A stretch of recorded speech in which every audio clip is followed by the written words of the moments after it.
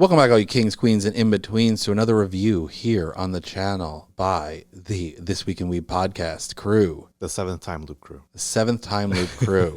Yes, we are on our 8th or 9th loop at this point, I feel I've learned with this nothing. show. We're building experience along the way, though, because today we are going to be talking about the ultimate min-maxer when it comes to a multi-class character, and that is Lady Reesh in 7th Time Loop. I know what those things mean now. Yes, you do. They are D&D things. Yeah, they are part of the Dinda. Oh, yep. That's the next channel, the Dinda. Let's get into the nitty-gritty details of 7th Time Loop. Seventh time loop, the Villainess marries something.tumblr.com by Fallout Boy. 7th Time Loop, the Villainess enjoys a carefree life married to her worst enemy. Which she did a horrible job, by the way. Her whole point is like, I want to live a carefree life. Nothing she did in this life was carefree. Everything was very stressful. She did everything. The amount of planning that went into so many things was nothing but carefree. So I don't know where this title came from. I don't know how she has enough time in the day to do all of the things. Like, how much time did she have to dedicate to being a knight versus being the person who's managing the maids, being the person who is learning from the professor guy, who's doing the trading business, who's then tending to her own garden and keeping an eye on the prince? Like, how is she doing all of this stuff? Lady Reesh needs to do a TED Talk on time management, and I will absolutely sign up. I mean, she's probably gonna say, well, first live 7 times, and then you'll get like, oh, okay, well, I've wasted my money. You'll have your time management all boiled down if you do this 7 times in a row. I just find it weird, the whole night plot out of all of them, because isn't it weird that she's just not there for days at a time? Like, doesn't her superior officer have issues with the fact she doesn't show up to training? It's not like she's doing like a martial arts class. She's in the army, essentially. So you don't usually have the ability to just not show up. That now, again, I think there are some things that because it did start to drag at certain points, I know I'm mentally checked out. No matter how many times I watched it, I was just like, I'm not getting it. I still have trouble understanding what the whole, like everything else she's done had like a bigger goal to it, to understanding what's going on, how she's doing things. I don't know where her training as a knight came into play, because she already had training. She literally went toe to toe with Prince Arnold in the last lifetime. So what did she really need additional training for to take him down? But she was trying to explore other methods to not take him down. So what was the point? Really, the only point was her getting confronted by Arnold behind the training grounds. That was like the only character moment that came out of the whole thing. Yeah, they're like, we're gonna like gender swap the main character and have them play around with the prince, and he gets to be a little forceful. It's horrible. Please, you know what? I blame you because you got me watching other animes. I'm sure at some point we'll discuss, but I will say there was something interesting about how she kept up to that lie. And she's like, Prince, I don't know what you're talking about. She talks to me. I was up at night. He's like, really? She's like, please, I understand what you're talking about. He's like, really? And just like, and I kept thinking, how far is he gonna take? How far is she gonna take this? And I was glued to the screen at that point because I was like, oh my God. And it's like coming from an in-universe explanation where she's trying to use an out-of-universe explanation. Like, listen, I understand that all anime men look exactly the same, but you are a person in this world. He should be able to recognize your face. Yeah. Like, I don't know. You're his hostage wife. Come on. Yeah. Like, I guess he hasn't really seen her without makeup. I don't know. Do they? Her face is the same. Yeah, her face is... I mean, you say sometimes she has makeup, sometimes she doesn't. But like, I feel like when she's generic, like maid person, like he's also seen that version of her when she wears like dresses down and is out in the garden and crap. So it's like, what are you doing besides your hairstyle that makes you believe you can pretend to be somebody else right in the face of the person who is potentially marrying you? I think of the fact that we obviously, throughout the whole series, we see that Prince Arnold is not showing off how infatuated he is with her, because we'll never say it, but it's known and it comes to a head at the end. But for someone who is that, enamored with her, we'll say, he would have recognized her. He would recognize her. Come on. And he did right away. And that's why it's like, and I feel like for Lady Reesh, you're so smart. And you would thought, I'm going to wear a wig and tape down my boobs. I'm now invisible. Like that was never going to work. You can't do Mulan logic in this thing with the person who knows you the best out of anybody. I think that's a microcosm of one of the things that bothered me as much about this show is the fact that a lot of the stuff didn't really make a lot of sense. It was a lot of suspension of disbelief, and the motivations were a little weird at times. And I don't think that there was a lot of meat to chew on when it came to the plot that was happening, if you kind of tried to look past that. I think they kind of went in it with the whole like, okay, Prince Arnold is like the villain one, and we want him to be like the villain we're trying to stop. But at no point, well, let me rephrase that. At no point did we see him kind of going fully into that without more in his mind, or at least having a logical explanation to it. When we saw him turn down the Prince of Coriolis, his reasoning, while it was a dick move, it wasn't a wrong move. He said, if we really wanted your country, why would we go into partnership when we just take it? And he's right. Like, why?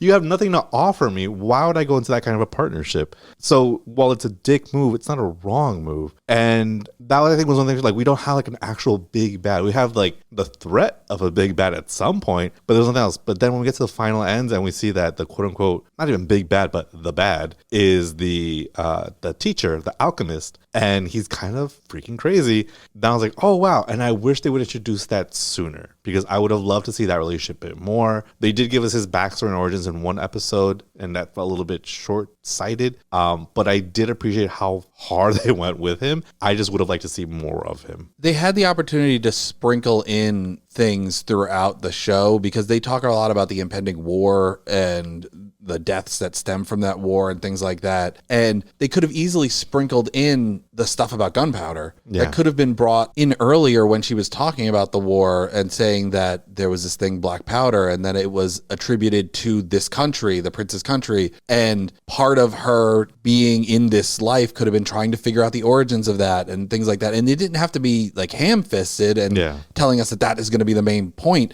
but it could have been thrown out there. And then when he says about black powder, it could have been like, oh, aha, we got there. Now. Yeah, and it would have been built to, but it kind of just comes out of nowhere here because it was never brought up when she talked about the war prior. So the implication is either the timeline has changed because black powder is all of a sudden a thing now because it wasn't talked about before, meaning it probably wasn't a thing before. But then why would the timeline have changed? Because she hasn't had any contact with the professor, who you assume was working on this the whole time anyway. So like, why is it a thing in this loop but not in the previous loops? I think, and I've again, with all the animes we watched, I've more than anything, I've learned that I give them sometimes a little too much credit.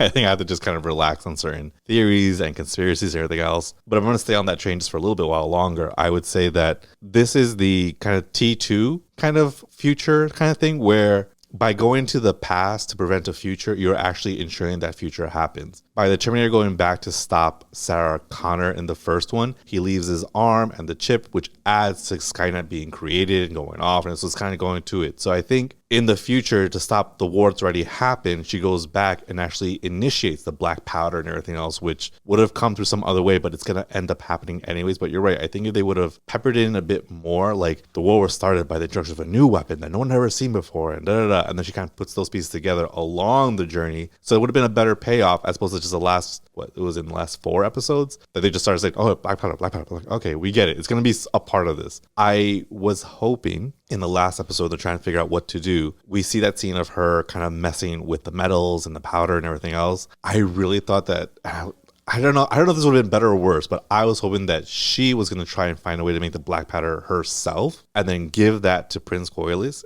And then Prince Coriolis tells Prince Arnold, I know you have a new weapon. I have the same weapon. We can blow each other up or come to a peaceful solution. And now it's like, wow, she's sharing the knowledge that she's had in a different way and kind of beating the alchemist to the punch. They didn't do that. They went a different route. But the route they went, I think, was appropriate for this kind of show. I think the only argument that you could make if you were trying to, give them the benefit of the doubt is the fact that she was in this country during this meeting gave the professor a in with the prince that he wouldn't have had in the original timeline. So maybe that's why the whole black powder thing going to that country ended up being a potential thing because of her being there. That's one possibility that you could have, but then that's also implying that in the 4+ years that the professor didn't find anybody else to give it to, like I guess he couldn't give it to his prince because his prince was dying and their country was like falling apart. But then they saved them. They were good. Yeah. So it's like I don't really know what they were trying to go for. And I also don't like the kind of kumbaya ending that they reached where it was like, oh, it's fireworks. It's like, yeah, we had fireworks in our world too, and it still got used for guns.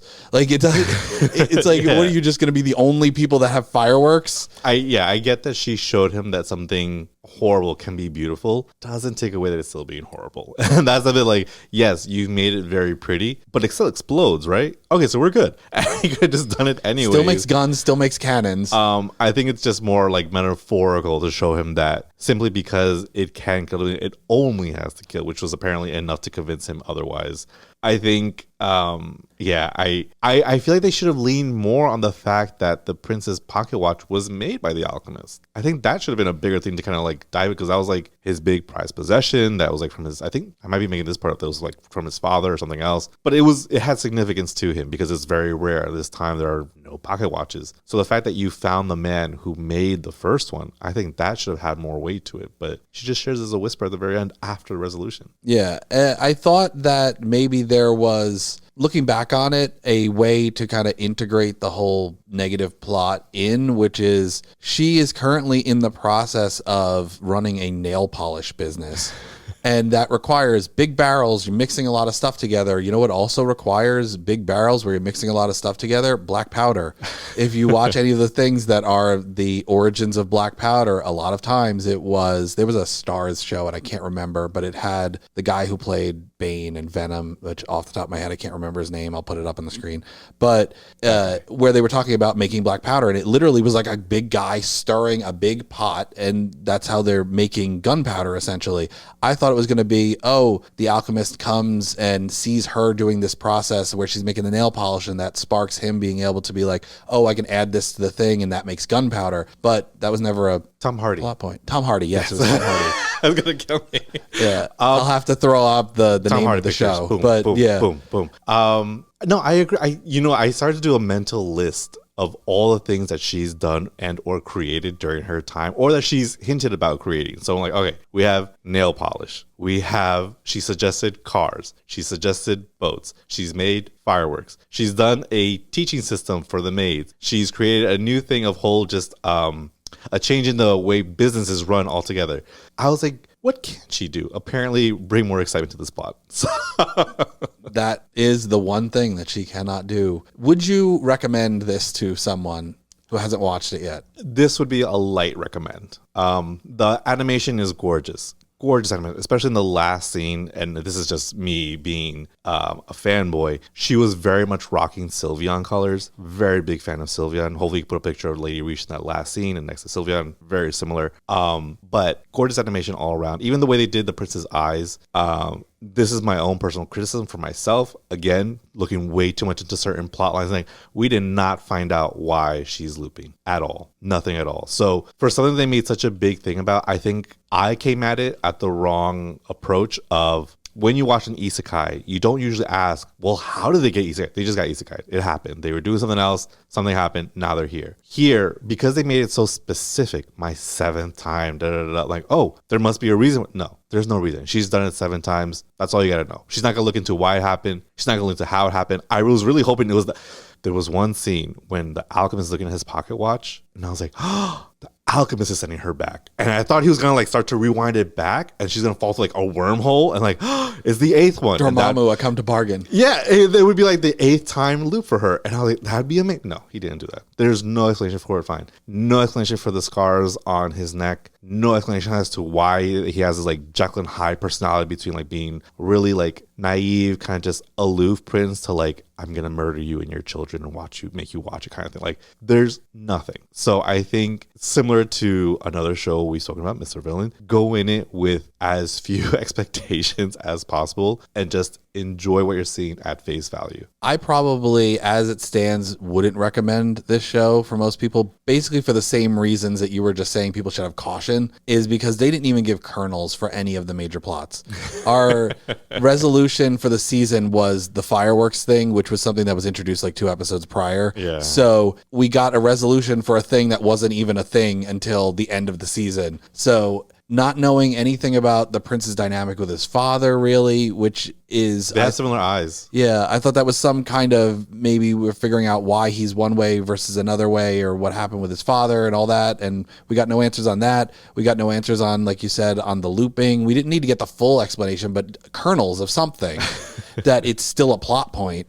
Because right now it's like, well, they could just drop it and be like, that's just not, we're not going to get answers on it. Like, I don't know if we're going to get answers or not. No, we're not. I haven't read the light novels, so I don't know if season 2 gives us the actual answers. I really was hoping that season 2 was going to be like my 8th time around. Like something goes wrong.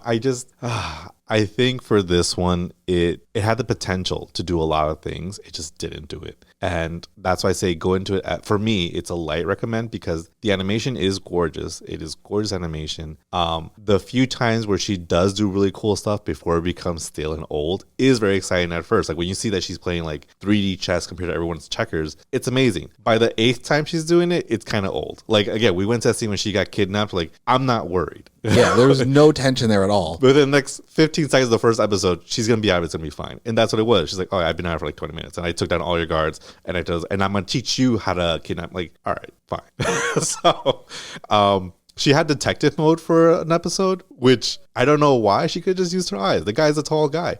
That was another thing. When she was like, at the very end, the last episode, she sees, oh my God, it's something Lavine, the guy, the general guy. I was like, why was she hiding from him? Because she was the knight. But again, why was she being a knight? Was she not supposed to meet this guy? Was this guy somebody from her past? They didn't say anything.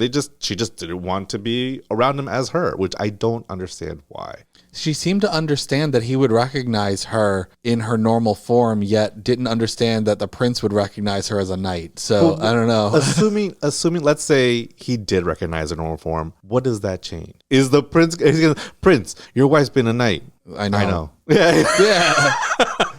I don't understand what the point of they were trying so hard, and I think that's what kind of slowed it down. They were trying so hard to kind of make a lot of plot lines and a lot of things very I was like, hey, you should pay attention to this without my own personal kind of making everything to a theory, but they didn't follow through on anything. They didn't discuss, what happens now with whatever the prince was worried about. Oh, my brother's going to go away. I'm going to be worried about him. And they leave it alone. He's fine. And we didn't find out why he dislikes his father. Like, how did his mother die? He goes, I killed my mother. I would want to know how he killed his mother, but we're not going to talk about that. No, we didn't get any of that. I honestly think they could have cut out like 60% of the ancillary plots that they put in there and focus a little bit more on the actual plot, and I would have been much happier with the overall experience. My headcanon twist at the very end is she gets a flash, and the prince that she broke off the engagement with in the first episode ends up becoming the new villain who like destroys the world in this lifetime. And now she has to go back to an 8th one to find out what happened wrong there. So you start writing your fanfic. I'm on it. Something that we hope you always enjoy the ending of is this content. When we're reviewing anime here on the channel, we try and always give you a nice, concise, conclusive ending. There are reasons for the things we say. Yes, absolutely. There's no extra plots that we don't tie up here. And if you do find some, leave a comment down below and let us know. Things that we didn't cover. What's a plot hole that we left unresolved? Let us know. And why are they actually Easter eggs that we put in there intentionally? Oh, theory time. Yes, for the next season of the podcast. Subscribe to the channel so you don't miss any of this content going forward, and ring that bell so you know what's up. We'll catch you in the next one. Take care.